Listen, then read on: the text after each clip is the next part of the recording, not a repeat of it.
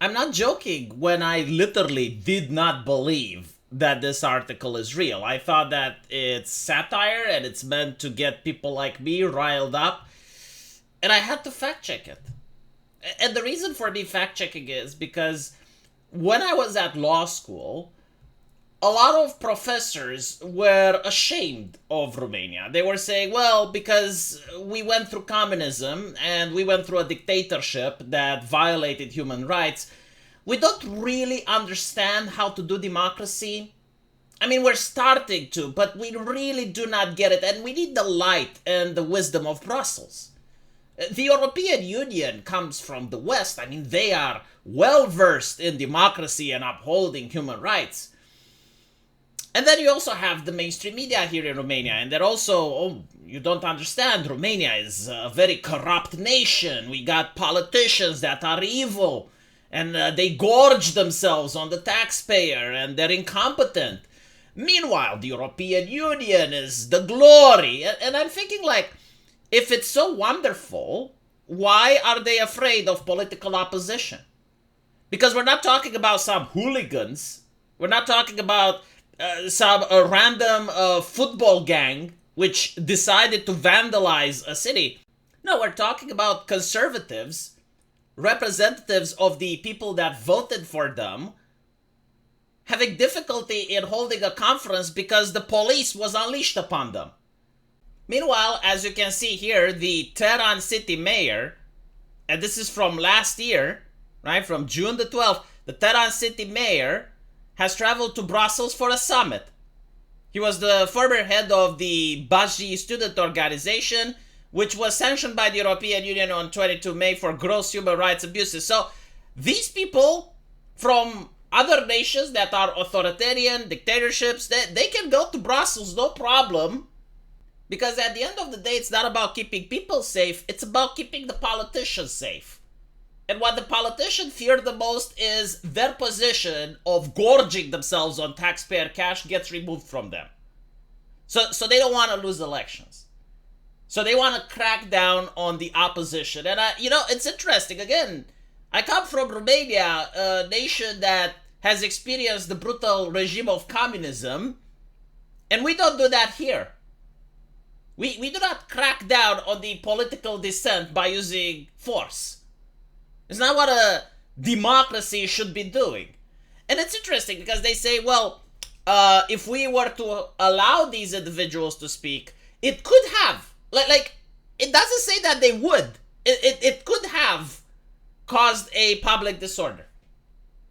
Funny how that works, right? So when you had during the pandemic, the politicians that were saying that I need to show documents, I need to show papers every single time I want to take out the garbage. And ironically, I had to do this in my country. Like when I had to sign affidavits. I'm not kidding. It sounds bizarre, right? But ask any Romanian. We all had to do it.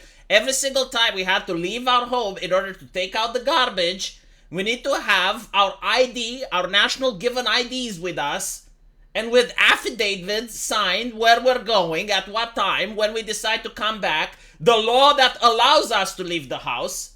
So when the politicians were saying that for some reason no police descended upon them for disturbing the public peace. Sorry, could have disturbed the public peace. Or when you have environmentalists in Europe talking about all of their nonsense that's causing the farmers to descend upon Brussels. None of them have the police interact with them that they could maybe possibly disturb the public peace. Like, no, apparently that's fine. I'm ashamed, by the way. No, unironically, I'm ashamed of the European Union becoming more like China every single day. Now, again, I'm pretty sure that the officials would salivate at the idea that, hey, instead of sending the police after these politicians, it looks kind of bad on camera, doesn't it? I mean, look, it's now in the Telegraph.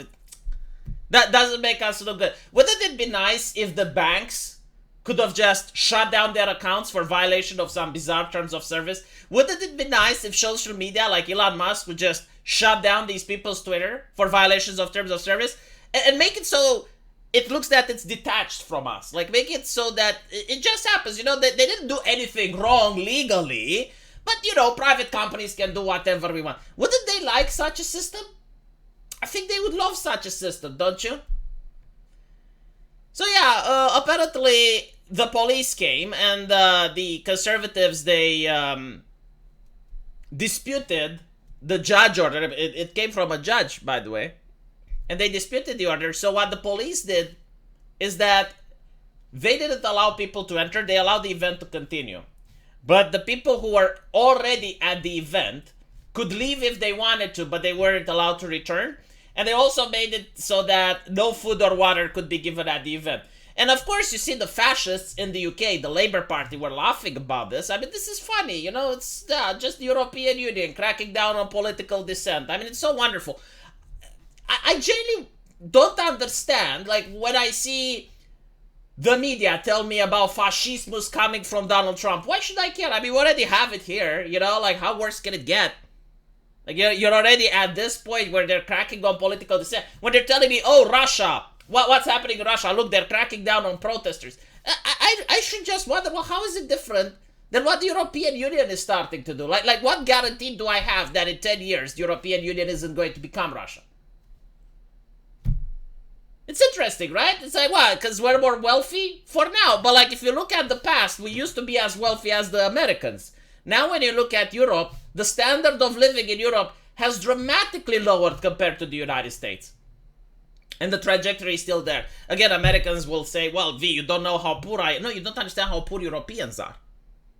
I'm serious. Like, if you look at the statistics, the living conditions of Europeans are going down. They're still good compared to the rest of the world, but if the trajectory continues, it still goes down. The same with human rights. Like, this would have never happened 10 years ago. It would have been unthinkable to crack down on a simple, peaceful, it wasn't even a protest, it was just an assembly where conservatives are discussing their ideas and opinions. Like, what do you mean crack down on them? But anyway, right, so, it is concerning. And when you look at the European Union, and I keep saying this, but just so you can understand how bad things are here, like, the European Union is not innovating when it comes to social media or when it comes to AI, but we are the first in the world, the first nation in the world to regulate AI. So we can't make our own, but we can regulate. They're regulating everything. You look at Germany, I think, if I remember the statistic correctly, it was like 4 seats for nuclear physics. And they had 195 seats for gender studies. Like, this is what we're talking about. Like they are becoming the regulators.